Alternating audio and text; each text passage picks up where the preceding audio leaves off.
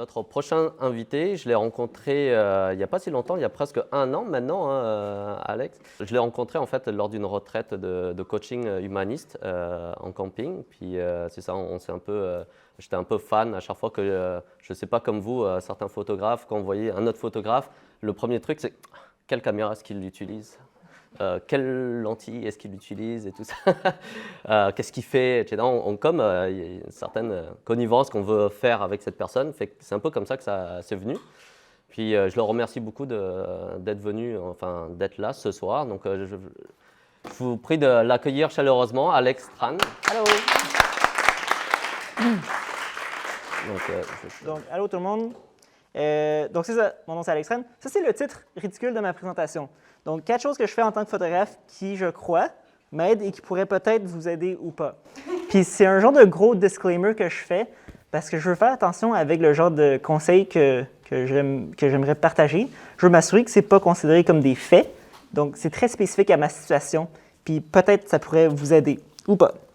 Donc le point principal que j'aimerais partager, c'est comment prendre une approche empathique envers les portraits. Moi, je suis un photographe de portrait. Moi, je viens d'un background de biologie, donc un peu plus loin que le design même.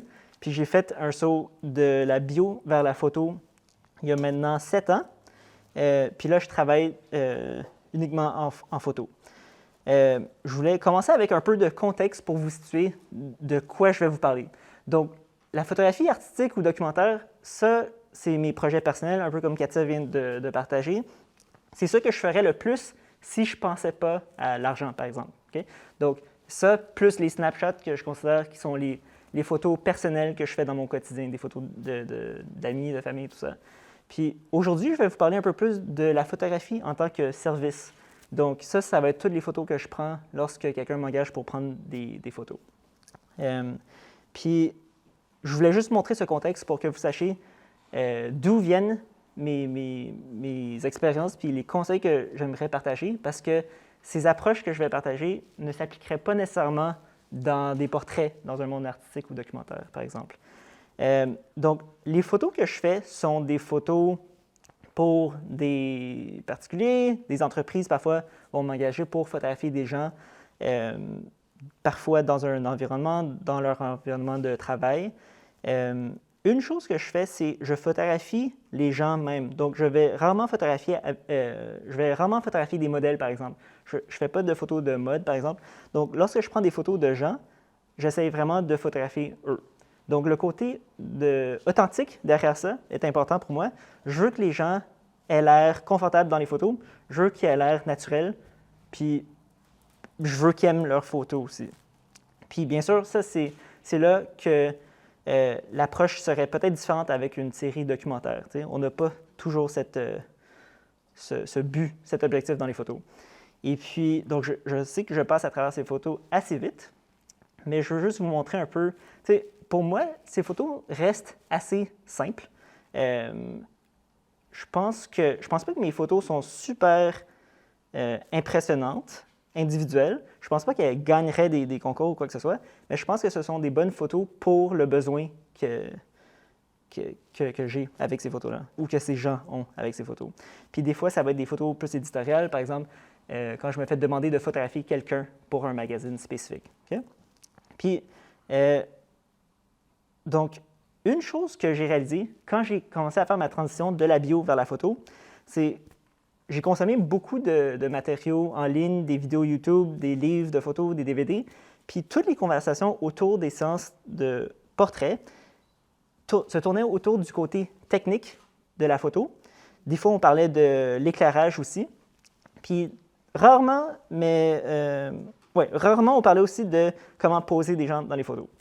Puis j'ai réalisé assez tôt que pour moi, si j'avais une photo qui était éclairée parfaitement, si j'avais la caméra la plus performante, si la personne n'avait pas l'air confortable dans les photos, c'est une photo 100% ratée pour moi. Okay? Puis dès que j'ai eu cette réalisation, j'ai comme mis tout le côté technique de côté. Puis je me suis vraiment concentré sur qu'est-ce que je peux faire pour que les gens soient confortables dans ces genres de portraits. Puis pour moi, le moment où on clique avec la caméra, ça c'est presque la dernière étape dans mon processus. Puis je réalise que pour moi, ça commence dès le début, dès les premiers points de contact que j'ai avec ces gens-là.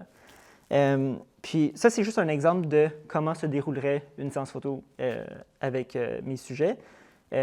Puis ça, je dirais, c'est peut-être 50% des gens que je vais photographier auront ce genre de séquence. Donc le premier contact est toujours à travers le site web, réseaux sociaux, des échanges de courriels. Ensuite, on va faire une rencontre initiale par Zoom pour se rencontrer virtuellement comme ça. Ensuite, ils vont venir au studio, souvent. Puis ensuite, on va faire la séance de portrait. Puis j'ai fait l'exercice de penser, à essayer d'être dans la peau de mes clients, puis de penser à, si moi j'étais à leur place, c'est où que j'aurais des craintes, c'est quoi qui me stresserait à propos de ce processus-là. Puis j'ai réalisé que pour moi, c'était, si j'avais l'impression que je ne connaissais pas le photographe ou la photographe, j'aurais de la misère pendant la séance photo. Si je ne savais pas trop comment la séance allait se dérouler, je serais peut-être stressé. Si j'avais beaucoup d'incertitudes sur comment ça allait se dérouler, comment les photos allaient être choisies, tout ça, j'ai réalisé que toutes ces choses-là pourraient être clarifiées plus tôt dans le processus. Puis dès que j'ai eu la décision de vraiment me concentrer sur ça, je pense que j'ai commencé à avoir des meilleurs résultats dans les portraits que je faisais de gens. Puis, par exemple, au début, à travers le site web, à travers nos échanges courriels, mon but, c'est vraiment d'adresser les craintes que les gens auraient envers la séance photo. Puis, j'essaie aussi dès là, commencer à bâtir une connexion, qui est super importante. Puis, c'est sûr que tout le monde va venir avec des niveaux de confort différents. Puis, quelqu'un qui aurait une bonne connexion avec moi pourrait ne pas avoir une bonne connexion avec quelqu'un d'autre et vice-versa. Puis, donc, j'essaie juste de mettre le plus de chance de mon côté pour qu'une fois on soit rendu à la séance photo, les gens soient un peu plus à l'aise qu'il aurait été. Ça se peut qu'ils arrivent quand même stressés puis que ça soit quand même un peu plus difficile pour ces gens-là de se faire photographier, mais j'essaie juste de faire le plus possible dès le début. Puis ensuite, la première rencontre qu'on fait par Zoom, ça, je pense que c'est super important pour moi particulièrement, pour le genre de photos que je fais. Puis, j'essaie vraiment de leur expliquer qu'est-ce qui va se passer exactement une fois qu'ils viennent se faire photographier pour réduire toute l'incertitude autour de la séance photo. Puis continuer à bâtir une connexion comme ça. Puis, tu sais, là, je réalise, c'est une présentation sur la photo, puis je suis en train de vous parler de choses qui n'ont pas vraiment à voir avec la photo, mais indirectement, je pense que ça a un super gros impact sur le genre de photo que je fais. Puis, juste pour vous donner un exemple super spécifique à moi, moi, mon studio il est situé dans l'immeuble Grover, sur la rue Partenay. C'est des immeubles super industriels. C'est comme un labyrinthe un peu. C'est un immeuble quand même louche quand tu es dedans. Puis notre concierge fait peur aussi. Puis, par exemple, j'ai réalisé que des fois, les gens arrivaient en retard, ils étaient perdus un peu, puis ils arrivaient tout stressés, genre « Ah, je suis désolé, je suis en retard. » Puis ça part une séance photo avec le mauvais mindset, j'ai l'impression. Fait que j'ai fait une décision super simple. Maintenant, je m'en vais rencontrer les gens en avant du building, puis on marche ensemble, on va jusqu'à la séance photo. Donc ça, c'est juste un petit exemple de qu'est-ce que j'ai fait. Je ne veux pas proposer qu'on devrait être obsessif autour de tout ça, juste qu'on pense un peu plus à l'expérience des gens qu'on photographie. Puis ensuite, c'est là qu'on se rend à la séance de portrait où, tu sais, chaque personne arrive avec ses propres complexes. Chaque personne arrive avec des expériences passées de cette fête photographiée. On a tous eu des expériences malaisantes. Genre, il y a plein de gens qui détestent se faire photographier. Puis, une chose que j'essaie de faire pour contrer ça, c'est d'adresser ça ouvertement, plus tôt dans le processus. Donc, je vais souvent leur demander, « OK, est-ce que tu as été photographié dans le passé? Qu'est-ce que tu as aimé? Qu'est-ce que tu as moins aimé? C'est quoi que tu n'aimes pas des photos de toi d'habitude? Ou est-ce que tu es à l'aise? » Il y a des gens pour qui je pense que si je ne leur parle pas de ça ouvertement, c'est des choses qui joueraient dans leur tête pendant qu'ils se font photographier. Puis c'est là qu'on aurait des photos un peu plus difficiles. Puis la deuxième chose, c'est j'ai réalisé que moi, naturellement, je suis très curieux envers les gens que je photographie. J'ai réalisé que pour moi, un portrait, c'est pas aussi banal que, mettons, une photo de passeport qu'on renouvelle. J'ai réalisé que les gens que je photographie sont souvent dans des points de transition super importants de leur vie.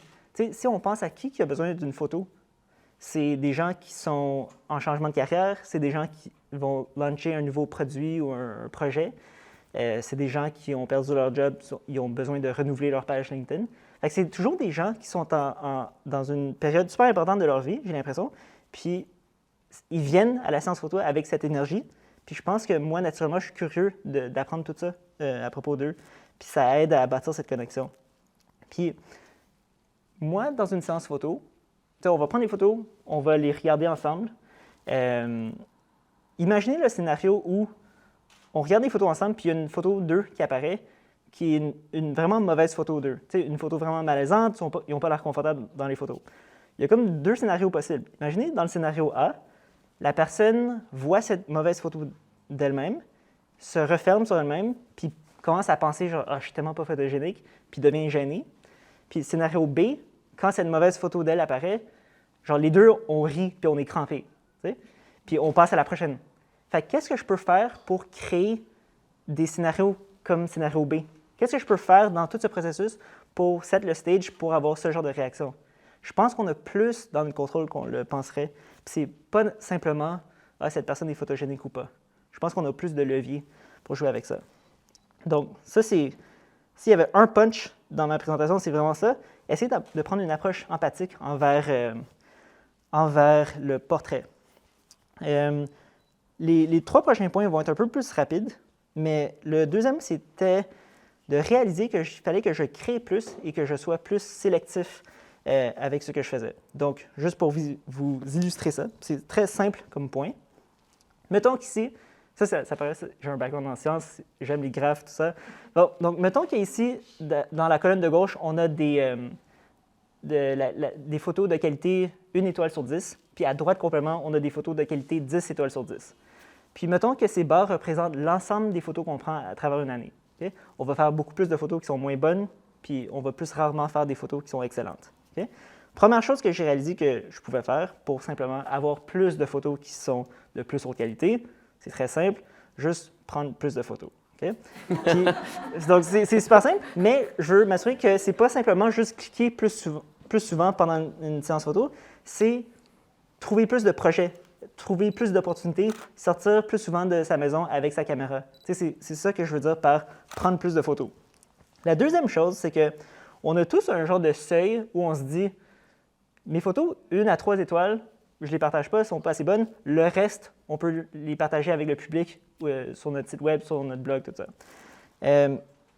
L'acte de décider de dire « À partir de maintenant, je vais juste partager mes photos 8, 9, 10 étoiles, mettons. » Cet acte-là, ça nous aide de deux façons. Un, simplement, purement, genre, dans la perception de nous en tant que photographes, on a l'air d'être des meilleurs photographes juste parce qu'on partage notre meilleur travail.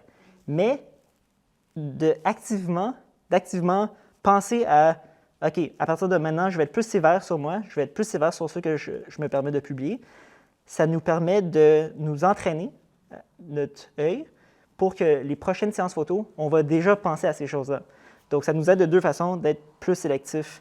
Puis, ultimement, c'est quand j'ai pensé à ça, j'ai commencé à essayer d'appliquer cet exercice de façon semi-régulière pour passer à travers mes photos. La troisième chose qui fit bien avec le Pop-Up Lab, je trouve, c'était de former ou trouver une communauté. En tant que photographe, entrepreneur, photographe, j'ai réalisé que j'étais souvent dans ma tête. Il y avait plein de décisions qu'il fallait que je prenne sur « OK, qu'est-ce que je pose sur mon compte Instagram? Est-ce que c'est la bonne police pour mon site web? Est-ce que je devrais faire tel projet ou tel projet? » Puis j'ai réalisé qu'il y a plein d'autres métiers qui sont pas mal des entrepreneurs solo de la même façon. Donc, une des premières choses que j'ai faites dès que je me suis déclaré en tant que photographe, c'est j'ai trouvé d'autres gens qui étaient dans ce même bateau. Puis on se rassemble maintenant depuis 2015.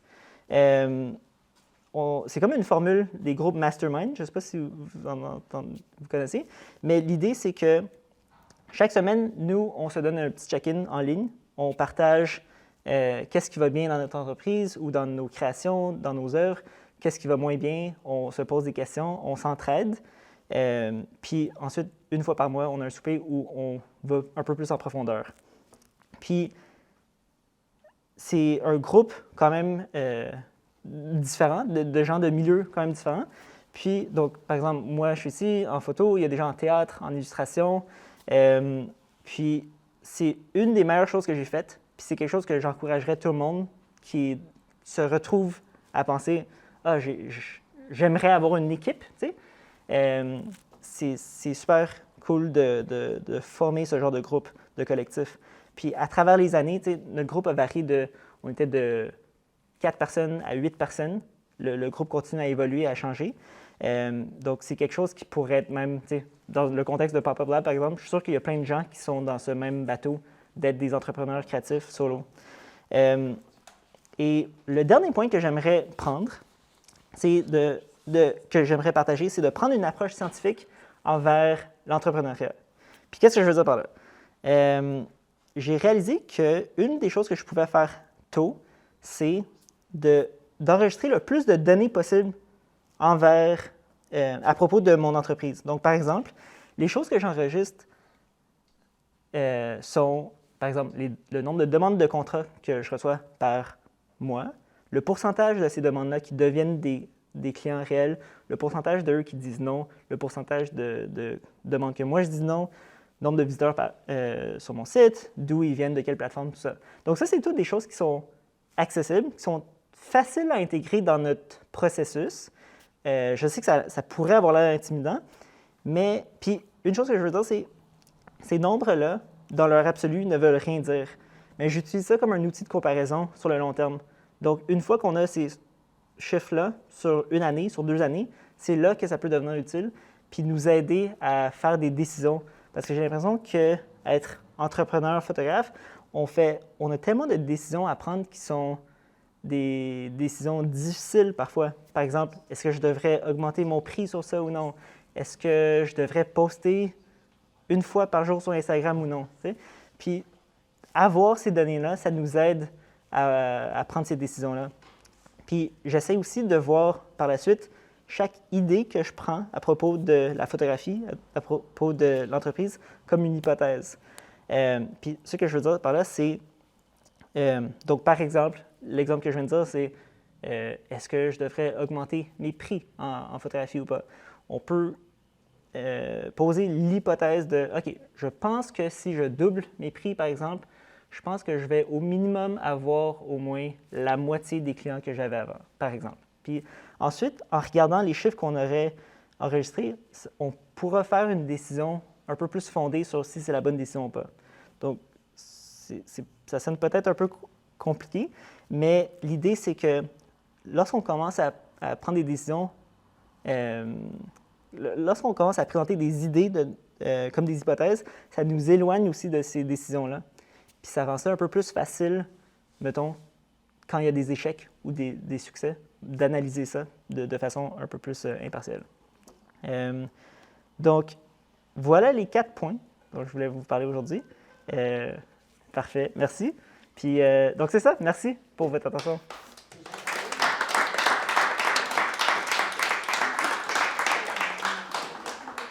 Merci Alex, merci beaucoup pour cette belle présentation. De vraiment, sur la coche, bien expliqué. C'est vraiment le cœur même de cette conférence, on parle de processus aussi là. C'est tous ces aspects connexes du métier en tant que tel. C'est pas juste le résultat final que tu montres, mais ça fait partie justement du métier en tant que tel, l'envers du décor aussi. Tous ces aspects auxquels les gens ne sont pas forcément familiers, même avec les clients, ils ne savent pas trop comment t'aborder. Autant que tu ne sais pas comment aborder les portraits, en tout cas les clients, mais vice-versa aussi. Je pense que même moi, en tant que designer, parfois, les gens ne savent pas trop combien toi tu vas charger, etc. C'est quoi le processus? On commence par quoi? Est-ce qu'on se fait d'abord un meeting? Qu'est-ce que je vais avoir? Qu'est-ce que je vais recevoir, etc. Puis plein de... Donc vraiment très très beau, très belle présentation aussi de graphique. On sent ta patte de scientifique derrière. Merci. Puis c'est ça, fait que je ne sais pas si vous avez des questions pour Alex. Ah oui. Il y a le micro ici. Ah, micro, oui. En fait, donc, tu as créé un groupe de personnes. Oui. C'est quand même assez hétéroclite comme groupe. Comment tu les as trouvés? Comment tu as créé ce groupe-là? Puis de deux, c'était quoi? Parce que pas que je me demande de quoi vous parlez, mais je me demande un peu de quoi vous parlez. Ouais, Parce ouais. que c'est quand même très différent. Fait que vous Oui. parlez de comment Ben, faire votre business, de quoi vous ouais, parlez en fait. ben, tu sais, ça peut être. OK, fait que comment je les ai trouvés? Oui. Là, c'est la composition présente de ce groupe-ci. Uh-huh. Mais initialement, j'ai fait exprès de contacter des gens que je connaissais à peine. Genre que je les ai vus dans un. Tu sais, ça aurait pu être dans un événement comme ça. Uh-huh. C'était pas des amis que j'avais contactés, c'est des gens que, tu sais, que j'ai trouvés ou des amis d'amis que je connaissais leur travail. Puis je leur ai expliqué le concept. Puis je leur ai dit, est-ce que vous seriez intéressés? Est-ce que c'est comme. Est-ce que ça filerait un besoin que vous aviez? Donc, c'était vraiment en contactant des gens directement sans les connaître avant. OK. Puis il y a quelques gens qui ont dit non initialement. Puis c'est ça. Puis ensuite, de quoi on parle, c'est vraiment varié. Il y a des gens pour qui les décisions sont très spécifiques. Donc, moi, au début, j'avais beaucoup de questions sur qu'est-ce que je mets dans mes contrats de photos. OK. Est-ce qu'on charge assez? Est-ce que ce OK. projet est assez fort pour appliquer pour cette bourse? Tu sais, ça peut être n'importe quoi. OK. Puis, ce qui est intéressant, c'est initialement, quand j'avais pensé à l'idée de faire ce groupe, je voulais juste faire un groupe de photographes. Ouais, c'est Mais ça. j'ai comme réalisé que, OK, non, ça pourrait être quand même intéressant d'avoir des expériences diverses. Puis la plupart des gens, même si on a juste tu sais, quelques titres, on a tous des parcours un peu différents. Puis avec le temps, tu sais, on réalise c'est où les forces, les faiblesses. Tu sais, il y a des gens pour qui le genre de support que tu peux avoir d'eux, c'est vraiment presque émotif seulement. Tu sais. Puis d'autres, c'est vraiment qui sont une encyclopédie avec les ressources de plein de gens à Montréal. Tu sais. OK. Fait que c'est vraiment un mix de choses. Puis je pense que ces genres de groupes vont varier sur comment ils sont concentrés aussi, ou spécifiques. Donc, je sais qu'il y a des groupes comme ça de gens qui vont faire avec juste des photographes, par exemple, mais j'aimais bien l'expérience de pouvoir partager nos expériences très diverses comme ça. OK. Fait que c'est vraiment sur comme des points comment devenir entrepreneur, puis que ce soit le bon. Là, je vois pas grand-chose, mais... mais non, c'est mes lunettes, là, c'est pas de ta faute. Je suis due, mais tu sais, dans le fond, c'est quelqu'un, en fait, qui est en théâtre, mais qui veut bâtir, veut pas sa business, mais tu sais, veut pas les mêmes problèmes que toi pour aller chercher, je sais pas, Oui, une non, c'est bourse ou whatever. Puis c'est là-dessus que vous vous rejoignez, en fait. Oui, c'est ça. OK, c'est ça. Fait que Puis- c'est ça Ouais. que ça sert. Puis c'est aussi, je pense que ce concept était beaucoup plus populaire dans le monde d'entrepreneuriat, Ouais. mais je voulais spécifiquement le faire avec des gens qui étaient dans des créatifs aussi, parce que je pense que ça amène un autre, tu sais, genre, c'est des gens que je trust pour des décisions comme quelle image est-ce que je devrais Ouais. inclure dans mon portfolio, tu sais. Donc, OK. Parce c'est qu'ils ça. sont conscients de ça. OK, Ouais. parfait. Mm. Merci. Ben, j'ai plus besoin de ça. Oui. Voilà. Au début, tu parlais que parfois, quand il y a une photo malaisante, là, tu sais, il y a comme deux scénarios, scénario Oui, A et B. C'est qu'est-ce qui arrive quand ça arrive plutôt scénario A, puis comment tu réussis à virer ça pour quelque chose d'un petit peu plus positif, mettons. Oui. Fait que, une chose que. C'est sûr que ça arrive quand même. Tu sais. C'est sûr que des fois, on prend des photos puis les gens se sentent juste pas à l'aise. Moi, avec le processus que j'utilise, c'est très. C'est pas essai-erreur, mais c'est itératif. Donc, on prend des photos, on regarde des photos ensemble. Si ça marche pas, on continue. Puis, j'essaie vraiment d'analyser. J'essaie de ralentir le processus puis de voir, OK, les photos qu'on n'aime pas, pourquoi est-ce qu'on l'aime pas? Des fois, les gens sont trop vite pour être genre, OK, non, next. Mais j'essaie d'être genre, OK, c'est-tu parce que ton bras il était comme ça, puis ça fait une bosse bizarre sur ton bras, c'est tout ça qu'on n'aime pas, tu sais? D'essayer d'analyser les photos un peu plus comme ça, je pense que ça aide. Puis je pense que rendu là, je veux que les gens réalisent que quand on fait une séance photo comme ça, c'est sûr qu'on voit toutes les mauvaises photos de nous-mêmes, mais sur les réseaux sociaux, on voit juste les meilleures photos de chaque personne. Fait que c'est de juste reparler de ça, puis leur dire genre, hey, c'est normal, ça fait partie du processus. Genre, je m'attends pas à avoir genre des 10 sur 10 pour chacune des photos qu'on fait. T'sais. Puis souvent, on arrive à passer à travers ça. Oui. Puis c'est ça. Puis c'est sûr qu'il y a des contextes où on ne peut pas passer à travers ça. Il y a des contextes où c'est une entreprise qui me demande de photographier des employés pour des slots de 10 minutes. T'sais. Puis ça devient plus difficile. J'essaie quand même de mettre toutes les chances de mon côté. Par exemple, mes premiers contrats, plus corpo comme ça, je leur ai dit, OK, on a besoin, tu peux me donner ta liste de personnes, puis on va les photographier une à la fois. Puis l'espace qu'ils avaient choisi, c'était par exemple un espace comme ça, où la station photo était juste là. Fait que les gens se faisaient photographier devant tous leurs collègues.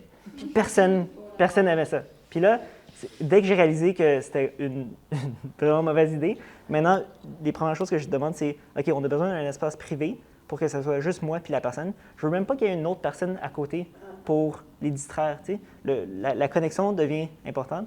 Puis je pense que mon processus de comment les guider, ça aide les gens aussi parce que j'aime souvent commencer. Puis ça, c'est encore une fois le contexte très spécifique de photo de service en tant que service, pas photo documentaire ou artistique. Parfait, merci. Parce que, qu'est-ce que j'allais dire donc? Je commence souvent en guidant les gens beaucoup. Donc, je vais leur dire, OK, garde ton dos droit, tourne tes épaules par ici, tourne ta tête par là. Je vais donner des instructions spécifiques pour que les premières secondes qui se font photographier, ils ne pensent pas à performer pour la caméra, ils pensent juste à suivre les instructions que cette personne leur donne. Tu sais?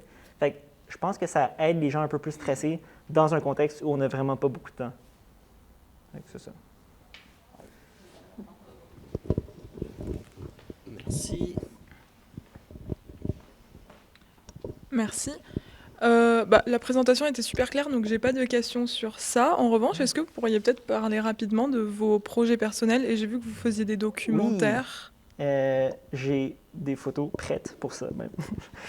Donc, en fait, ça c'est des photos de mon passé en bio. Si jamais on reste après puis vous voulez entendre un peu plus sur... Ça, c'est moi qui chasse des poissons électriques au Panama. Si vous voulez parler de ça, on peut en parler plus. Ça, c'est les poissons que je chassais. Je vais me rendre aux photos plus les projets personnels. Donc, je fais beaucoup de collaborations avec des scientifiques, dû à mon passé en sciences.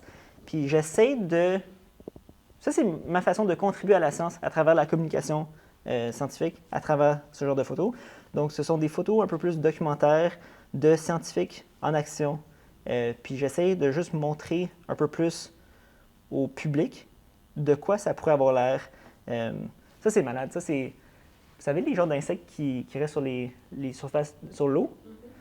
Cette scientifique, elle les attrapait, elle mettait genre un chiffre sur chacun. Puis elle les retraçait au cours de la saison. Fait qu'elle étudiait leur comportement, puis leur... anyway. Fait que c'est juste très, très cool, les choses que les gens font. Puis j'essaie de partager ça. Puis des fois, je fais des projets un peu plus... il y aura quelques photos là-bas qui font partie de cette série, des projets un peu plus stylisés avec des scientifiques. Donc ça, ce sont 8 scientifiques où j'ai pris leurs propres données de recherche, les visuels qui sortent de leur recherche, puis j'ai reprojeté ça dans leur image. Puis, donc c'est ça. Donc par exemple, lui, il étudie des microtubules, donc il utilise des images de microscope. Par exemple, en bas à droite, elle étudie les neurones dans le... Ouais, anyway. Fait que j'essaie souvent de... En bas à gauche, c'est l'expression d'un gène dans les cerveaux de poissons. Ouais, donc... puis la photo qui est imprimée là-bas, c'est celle-là. Elle étudie les cerfs au Mont-Saint-Hilaire. Puis elle a mis 180... faut pas que j'oublie, c'est ma copine. Elle a mis 196 caméras de chasse sur le Mont-Saint-Hilaire. Puis ces photos capturaient des cerfs, dans le fond. Puis elle avait genre des centaines de milliers de photos de cerfs, d'animaux. Puis ça, c'est une des photos qu'on a prises pour reprojeter sur son visage. Voilà. Oui. Désolée. Hein. Alors, j'ai essayé d'écouter au maximum en faisant la vidéo. Moi, je me demande, au niveau des retouches, quelle est la place de la retouche photo dans ton travail, vu que c'est très, très lié à la personne, etc. Oui. À quel point tu vas retoucher tes photos? Il y aura toujours un minimum dans le sens que je vais faire un peu de retouche de contraste de couleurs. Ensuite, avec l'éclairage que j'utilise, les gens sont quand même souvent surpris par comment j'ai pas Ils trouvent pas qu'on a besoin de retouche. Je mets une limite à, dans le fond, je veux que les gens aient l'air d'eux dans leur meilleure journée. Donc, si la personne a un bouton la journée du shoot, ça, c'est très facile d'éditer ça, puis j'ai pas de question morale sur éditer un bouton, par exemple. Des fois, il y a des gens qui vont me demander, genre, peux-tu reshape mon nez un tout petit peu? Là, je vais te dire, genre, non, désolé. Mais on va pouvoir faire, on a d'autres outils comme l'éclairage, la journée du shoot. Fait que c'est un peu dans le processus de parler des choses qui leur dérangent. Donc, si quelqu'un dit « Ah, mon visage a l'air des fois un peu trop gros », ça, c'est une question d'éclairage pour moi plutôt qu'une question de retouche. Fait que voilà. Donc, je veux m'assurer que les photos aient l'air quand même naturelles au résultat final. Si on peut identifier qu'il y a eu du Photoshop, je pense qu'on est allé trop loin. Ouais. Moi, j'ai une question. Moi, je me demandais, est-ce que, quand ça t'arrive de te retrouver avec des gens qui sont juste pas du tout à l'aise, comment tu fais pour les rendre à l'aise ou passer à travers ça? Ou si quelqu'un prend les photos et est comme « Ah non, mais je file pas, j'aime pas. » Oui. Fait que je pense que c'est sûr que les gens qui me contactent, déjà, ils vont être un minimum à l'aise déjà parce qu'ils ont dû contacter un photographe. Mais des fois, c'est vrai qu'il y a des gens qui doivent se faire photographier pour un projet, puis ils détestent l'expérience. Tantôt, j'ai décrit le processus, comment les premières minutes, j'essaie de donner un peu plus d'instructions. Il y a des gens pour qui je peux sentir que j'aurais besoin de donner ces instructions spécifiques tout au long de la séance photo. Puis c'est intéressant parce que je ne sais pas pourquoi je vais leur demander de faire ça avec leur tête. Okay? Fait que, la différence, une fois qu'on voit une grid de photos de nous, puis on voit une photo de nous comme ça ou comme ça, c'est essentiellement la même photo, mais on a quand même une préférence. C'est étrange. Des fois, c'est comme 1 millimètre par là, puis c'est genre clair qu'on veut cette photo-là.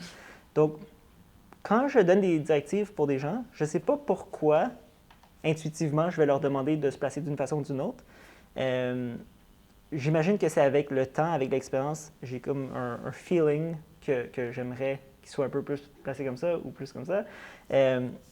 Donc, c'est ça. Donc, si quelqu'un n'est pas à l'aise, j'essaie juste de donner un peu plus de direction, puis voir ça comme presque comme un essai-erreur. Ensuite, quand on va voir les photos, je leur dis genre, OK, dis-moi, parmi cette grid, c'est quoi les photos que tu aimes puis que tu n'aimes pas. Je veux pas qu'on les ignore, celles qu'ils n'aiment pas, mais je veux juste qu'on puisse analyser un peu plus, puis trianguler vers le résultat qu'on aimerait avoir. Voilà. Merci. J'ai pas trop court. Merci. C'est pour revenir un petit peu plus sur ce que tu disais par rapport à l'éclairage. Tu disais que tu es passé notamment de la bio à la photo. J'avais l'impression que c'était quand même assez direct. Puis par extension par rapport à la photo, comment est-ce que tu t'es formé? Est-ce que tu t'es formé et notamment à la photo, à l'éclairage studio? Donc, la transition était que j'ai acheté une caméra parce que j'étudiais la biologie, puis j'étais super inspiré par les documentaires genre Planet Earth de BBC, tout ça. Puis moi, j'étais sûr que j'allais faire des photos plus animalières, des photos de nature. Donc, j'ai réalisé assez vite que j'aimais mieux faire des photos de gens. Donc, c'est ça. C'est un peu ici que j'étudiais. Je voulais faire des photos comme ça, par exemple. Des paresseux comme ça. Ça, c'était quand j'étudiais au Panama. Puis ensuite, j'ai réalisé que c'est ça. J'aimais vraiment juste plus photographier les gens, mes collègues, mes amis. C'était une époque où, tu sais, quand on postait des photos sur Facebook, maintenant, j'ai l'impression que plus personne poste des albums sur Facebook, mais le temps qu'on postait des albums sur Facebook, je postais des albums, les gens, tu sais, likaient les photos, on se taguait tout. J'ai commencé à réaliser que, j'aime ça, prendre des photos de gens, puis j'ai commencé à prendre un peu plus...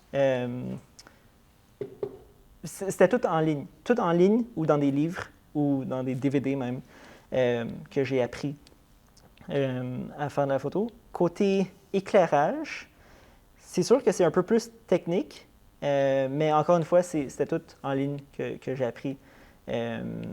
Puis c'est d'ailleurs une des choses que je vais souvent recommander à des photographes. dès que j'ai réussi à débloquer la lumière artificielle pour moi, pour le contexte d'être engagé en tant que photographe, ça me libère tellement parce que là, je suis beaucoup moins limité par le jour. Je ne sais pas si vous avez remarqué, si on retourne à mon portfolio ici, ça ne m'étonnerait pas que 90-95% des photos aient du flash. Ça, c'est du flash, ça, c'est du flash, ça, c'est du flash, flash, flash, flash. Toutes. Ah, ça, c'est pas du flash. Les deux, là, ne sont pas avec la lumière artificielle. Celle-là, à gauche, oui. Celle à droite, non. Je l'ai utilisée, celle d'à gauche. Oui? Sur un projet. Oui? Pour des jardins. Ça, c'est au Grand Costumier. Ils m'ont Ouais. engagé pour prendre des photos de leurs employés. Puis c'est super cool, leur espace. Donc, c'est ça. J'ai vraiment juste appris en ligne. Oui. Genre, le nombre de dossiers avec des photos test de moi-même, c'est ridicule. Mais c'est ça. Une autre question? Oui, Katia. Moi, je vais poser la question qu'on m'a posée. Est-ce que tu as un projet en ce moment sur lequel tu travailles? Oui. Fait que, présentement, un projet personnel, j'imagine. Un des projets personnels que je fais présentement, c'est la documentation d'ateliers d'artistes dans mon immeuble. Donc, c'est quelque chose que je voulais faire depuis longtemps. Puis, dans mon immeuble, dans la Grover, des fois, on est pas mal isolé dans notre propre bulle. Des fois, les portes sont fermées. Tu sais, derrière chaque porte, c'est une surprise différente. Tu as des sculpteurs, tu as des photographes, tu as des gens en textile, tu sais. Puis, j'ai réalisé que, bien, un peu comme ces photos-ci, ou ces photos-ci, j'adore documenter le bordel spécifique à tous ces différents artistes-là. J'adore voir quelqu'un maîtriser quelque chose, que ce soit comment il manipule un objet ou comment il peigne. Tu sais. J'adore documenter ces genres de petits détails, surtout quand ce sont des choses qui, pour nous, ont l'air vraiment uniques. Puis pour eux, c'est super banal d'utiliser cet outil de cette façon-là. Tu sais. J'adore documenter ces choses-là. Donc, présentement, tu sais, dans la Grover, il y a quoi? Il y a comme une centaine de locaux. Je suis rendu à 9. Il y a toujours l'atelier Mister Moustache, non? Velvet Moustache? Velvet Moustache, oui. Ils ont arrêté depuis un bout. Ah, ouais. Puis là, c'est une autre entreprise qui est située là. Mais c'est ça que je fais présentement, donc je viens juste de t'emmener avec. Ce matin, c'était qui? C'était Roxy Peroxide. Elle fait des toiles. C'est super cool ce qu'elle fait. Puis c'est ça, c'est super fun. Puis c'est aussi une façon, bien sûr, de rencontrer ma communauté. Puis c'est ça. Il y a des choses bizarres aussi tu sais, je vous ai parlé de comment mon atelier est louche. Mes voisins d'atelier, c'est des francs-maçons. Fait que des fois, il est tard le soir, je m'en vais vers mon atelier, puis il y a 2 rangées de chaises avec des messieurs en habits cravate, les yeux bandés sur des chaises. Puis c'est vraiment creepy. Tu sais. Fait que c'est pour ça que je rencontre mes clients à la porte d'entrée aussi. Juste au cas où ils doivent passer à travers 2 rangées de francs-maçons. Tu sais. Mais eux, ils doivent être le fun en photographie. Oui, mais chaque fois qu'ils me voient passer, tu sais, moi j'essaie de piquer, genre, qu'est-ce qui se passe dans leur locaux? Ils ont peut-être des beaux Puis accessoires. Oui. Je vois juste la porte claquer, genre. Fait que, voilà. Dernière question rapide. Oui, Laura. Et du coup, ça a été quoi ton premier projet où tu as été rémunéré pour ça et comment tu l'as trouvé, le premier projet ou les premiers clients, sans avoir de portfolio encore ou de... Oui, je pense que mes premiers contrats étaient... j'oublie exactement c'était quoi le premier, mais c'était sûrement quelqu'un sur Facebook qui a vu mon album Facebook, qui a dit « Hey, j'ai besoin d'une photo pour une demande de bourse ou pour mon profil LinkedIn. » Puis c'est sûrement quelqu'un, ami ou ami d'un ami, qui m'a contacté directement sur Facebook comme ça. Et puis... Ouais, c'est ça. Puis je pense qu'une des choses que j'ai faites tôt dans mon parcours, c'était... J'ai créé un site web très tôt, genre quand j'étais encore en biologie. je ne sais pas pourquoi j'avais les guts de faire ça, mais j'ai créé un site web très tôt, puis j'ai commencé à publier des photos tout de suite. Puis ça, je pense que ça m'a aidé aussi parce que présentement, mon site web est très bien coté sur Google. Genre, si quelqu'un cherche photographe Montréal, surtout en anglais, je vais souvent apparaître tôt. Je pense que le fait que j'ai eu un site web depuis très longtemps, puis le site web, par chance, il était bien optimisé pour Google, ça m'a super aidé aussi. Voilà. Bravo. Puis moi, j'aurais une petite dernière question, c'est est-ce que parmi pas mal d'entrepreneurs ou artistes, etc., est-ce que tu as eu à un moment donné ce sentiment justement d'imposteur en disant comme à quel moment est-ce que je me qualifie ou je me considère comme photographe ou que je vais en faire comme mon métier sans avoir eu ce background-là justement? Oui, oui. Mais genre tantôt quand j'étais assis là, quand Katia parlait, j'étais vraiment shit, genre, c'est tellement nice ces projets qu'elle fait. Fait que j'ai souvent encore ce feeling d'imposteur. C'est sûr que après certaines années, ouais, ça m'a pris un peu de temps avant de pouvoir me dire genre, OK, je suis confiant avec ce que je fais. Je pense que c'est quand j'ai réalisé que j'étais confiant que en 5 minutes, je peux prendre une très bonne photo d'un étranger, disons, une de leurs meilleures photos. Fait que j'étais comme, OK, c'est quand même quelque chose, ça. D'avoir la confiance de penser ça. Fait que, puis ensuite, avec le temps, tu rencontres de plus en plus de gens qui ont des parcours atypiques aussi. Puis tu réalises que si je pense aux seules fois où le fait que je n'avais pas un background, une formation spécifique en photo m'aurait empêché, c'est quand j'ai vu, par exemple, des posts. Ben, je n'étais pas intéressé, mais c'était une job pour enseigner la photo. Puis c'était comme il fallait que tu aies une formation en photo. Mais sinon, à part de ça, je pense pas que ça m'a empêché. Je pense que le feeling d'imposteur, c'était ensuite juste dans ma tête. Puis ça arrive, ça vient en vague, tu sais. Puis des fois, c'est réalisé que, OK, c'est un peu comme ce que je décrivais tantôt, comment on voit. C'est quoi? On voit notre raw footage, mais on voit le highlight reel de toutes les autres personnes. Puis c'est juste de se rappeler de ça. Tu sais? Puis c'est ça. Ouais. Puis un dernier petit conseil, si jamais, pour le public qu'on a ce soir. Je dirais, je retournerais à juste créer plus, trouver plus d'occasions pour le faire. À la limite, bloquer des journées dans notre calendrier, même si cette journée-là, vous finissez par rien faire. C'est de l'espace qu'on a besoin, parce que sinon, on va juste chasser des deadlines puis pas trouver le temps de créer. Bon. Merci. Merci. Très bien.